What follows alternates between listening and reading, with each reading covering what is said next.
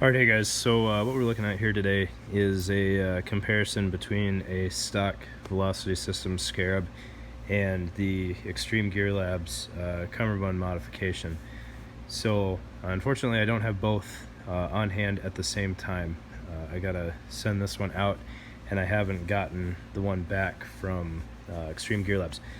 But I'm going to do my best to guess what the differences are going to be, or to showcase the way it comes stock, so that I can show you how it compares when I get the modified one in. So Velocity Systems Scarab, if you're not familiar with it, is an awesome plate carrier. It's easily one of the best ones out there as far as I'm concerned, but it is lacking a little bit.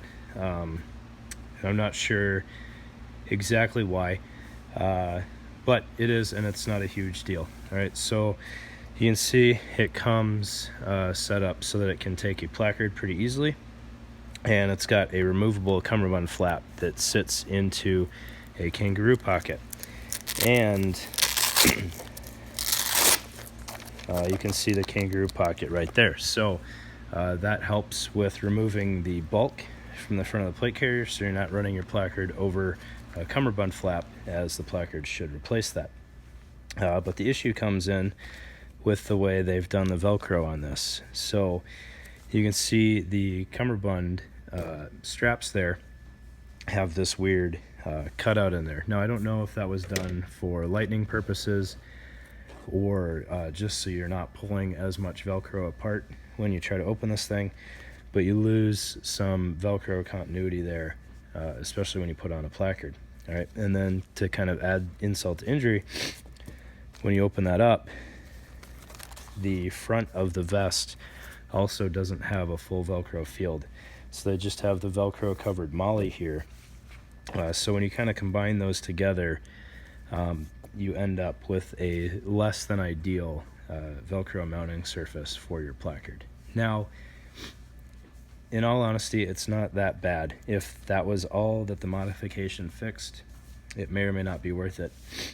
But one other thing that Extreme Gear Labs does when you send away your cummerbund to be modded is he puts first spear tubes onto your cummerbund. So this, if I'm imagining right, will all be a Velcro field, and with tubes hanging off of the end, and then your cummerbund hooks up to that, and your placard sits down unobstructed by anything else. So not only are you getting more Velcro surface area there to hold your placard in place, but you also need to manipulate the Velcro less, which will cut down on wear and tear. So if I'm right, and you guys will be able to see this in about 30 seconds versus me waiting however long, once you close your placard, it'll just sit there until you need to change it out for something else, and you'll never have to open it because the cummerbund will plug right into the side. All right, so not a overview on the Scarab as a whole, but hopefully that breaks down the front good enough that you can see why this modification exists, and hopefully in reality it turns out being worthwhile, but we'll find out together. Thanks. Alright guys, so here's the Extreme Gear Labs Scarab modification.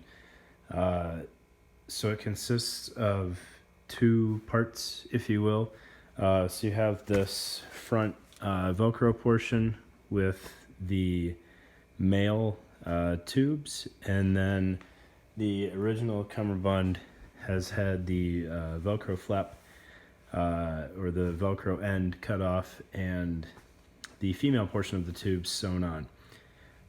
The way this attaches is this flap, and perhaps I did this upside down. This flap tucks into the kangaroo pocket, and then this Velcro mates up with the front of the vest, and then this portion here ends up going into your plate pocket on the bottom. So that thing is rock solid once it's in there. I'll install it in here in just a minute and show it to you. It won't go anywhere. And then you've obviously got your tubes hanging off on the end that your cummerbund can mate up with. You know, typical Extreme Gear Labs stuff. It's all very well made. don't think anybody's ever challenged the quality of Darren's work. I have no complaints at all on that, so I'm sure it will last. Let me go ahead and install this thing and show you how it works, and then a couple of my thoughts on it. All right, so I wanted to capture this before I move too far into the installation of this thing. So once you get that top portion tucked into the cummerbund pocket, or the kangaroo pocket there, this bottom edge you'll see mates up with the bottom flap on the plate pocket, and they basically become one thing there. So it's at that point just mimicking what the plate pocket flap would be doing anyways. Okay, so there it is. I finished installing this thing. You can see the tubes made it up there, closing the cummerbund, or closing the plate carrier, and you can see now it has a solid Velcro field on the front of this thing. I had it set up to use the Spiritus system micro chest rig thing there, and you can see there's still plenty of Velcro off on the sides of this thing, and it even lengthens the field a little bit. Obviously I don't have it clipped in, but once that's clipped in, it is solid and not going anywhere. Now, I will say the front of this thing, the Velcro field, is a little big. It hangs off the sides here a little bit, but there's a reason for that. If you move up to a custom placard or a four wide on your magazines, like this Haley thing here, you'll see that footprint matches perfectly.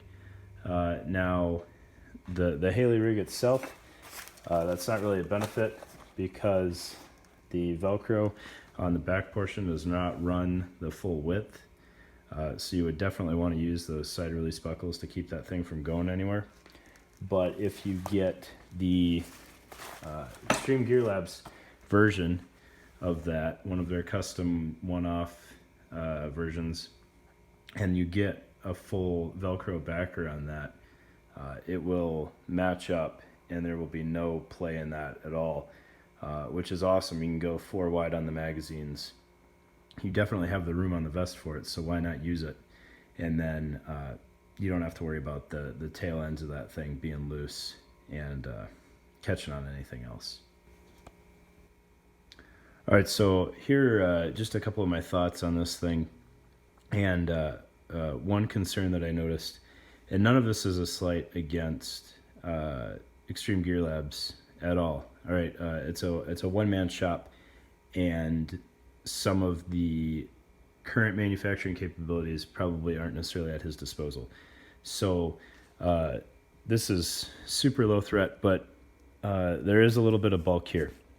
All right, some of the sizing on this might be a little bit of variation between Velocity base rigs.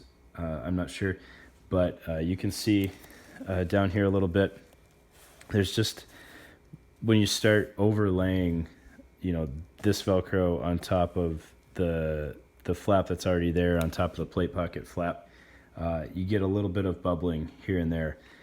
Is it going to affect the usability and the durability? No, but you do get a little bit of play there. Not a big issue at all, and it is a little bit wider than what the front was, but I already showed you that can be a pro as well.